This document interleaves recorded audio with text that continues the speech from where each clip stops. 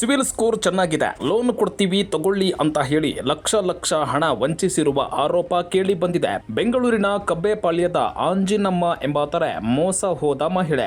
ಆಕೆ ಬಳಿ ಮಲ್ಲೇಶ್ವರಂ ಧನಿ ಬ್ಯಾಂಕ್ ಹೆಸರಲ್ಲಿ ಸೈಬರ್ ವಂಚಕರು 2 ಲಕ್ಷಕ್ಕೂ ಹೆಚ್ಚು ಹಣ ದೋಚಿಬಿಟ್ಟಿದ್ದಾರೆ. 5 ಲಕ್ಷ ಹಣ ಕೊಡೋದಾಗಿ ವಾಗ್ದಾನ ನೀಡಿ ಲೋನ್ ಪ್ರೊಸೆಸಿಂಗ್ ಚಾರ್ಜ್ ಹೆಸರಲ್ಲಿ ಹಂತವಾಗಿ 2 ಲಕ್ಷಕ್ಕೂ ಹೆಚ್ಚು ಹಣ ವಂಚಿಸಿಬಿಟ್ಟಿದ್ದಾರೆ. ನಿಮ್ಮ ಚೆಕ್ ರೆಡಿ ಆಗಿದೆ ಅಂತ ನಕಲಿ ವಿಡಿಯೋ ತೋರಿಸಿ ವಂಚಿಸಿದ ವಂಚಕರ ಸಂಚಿಕೆ.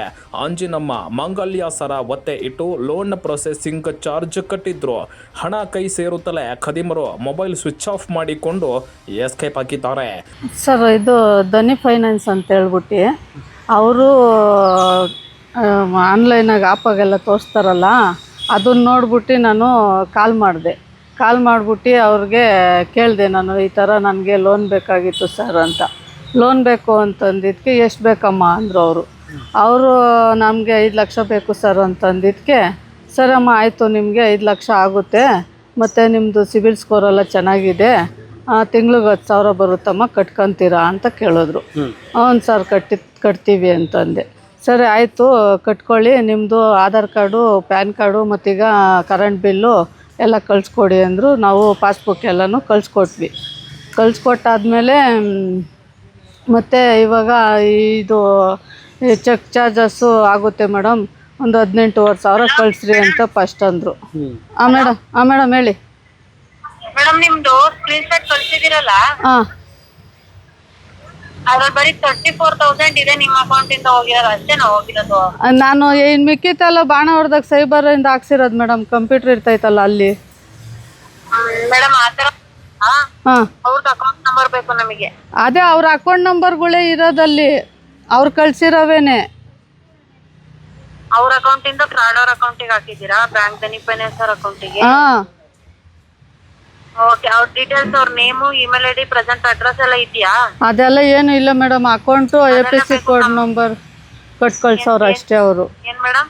ಅವ್ರ ಅಕೌಂಟ್ಗಳು ಕಳ್ಸೋರು ಅಷ್ಟೇ ಬಿಟ್ಟರೆ ಬೇರೆ ಏನು, ಅವ್ರ ಹೆಸರು ಬಸವರಾಜ್ ಅಂತ ಹೇಳೋರು ಅಷ್ಟೇ ಬಿಟ್ಟರೆ ಬೇರೆ ಏನು ಹೇಳಿಲ್ಲ.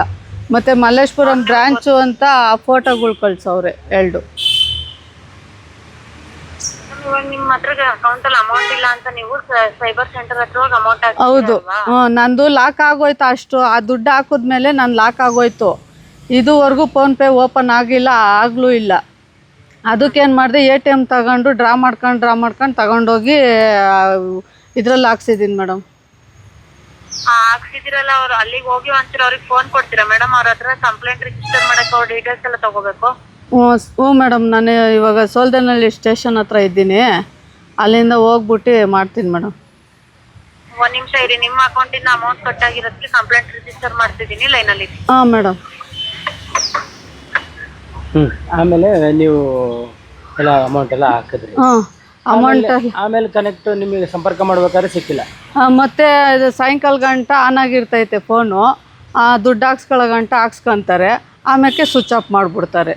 ಸ್ವಿಚ್ ಆಫ್ ಮಾಡಾದ್ಮೇಲೆ ಮತ್ತೆ ನಾಳೆ ಬೆಳಿಗ್ಗೆ 10 ಗಂಟೆಗೆ ಆಫ್ ಮಾಡ್ತಾರೆ.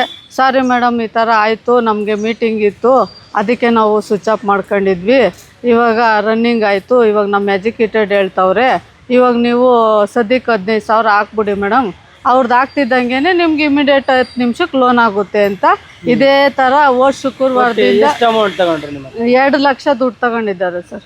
ಅನುಮಾನಗೊಂಡ ಮಹಿಳೆ ಬ್ಯಾಂಕ್ಗೆ ಹೋದಾಗ ಸೈಬರ್ ವಂಚನೆ ಮಾಡಿರುವುದು ಬೆಳಕಿಗೆ ಬಂದಿದೆ. ಈ ಸಂಬಂಧ ನೊಂದ ಮಹಿಳೆ ಆಂಜಿನಮ್ಮ ಸೋಲದೇವನಹಳ್ಳಿ ಪೊಲೀಸ್ ಠಾಣೆಯಲ್ಲಿ ವಂಚನೆ ಪ್ರಕರಣ ದಾಖಲಿಸಿದ್ದಾರೆ. ಪೊಲೀಸರು ಸೈಬರ್ ವಂಚಕರ ಪತ್ತೆಗೆ ಬಲೆ ಬೀಸಿದ್ದಾರೆ.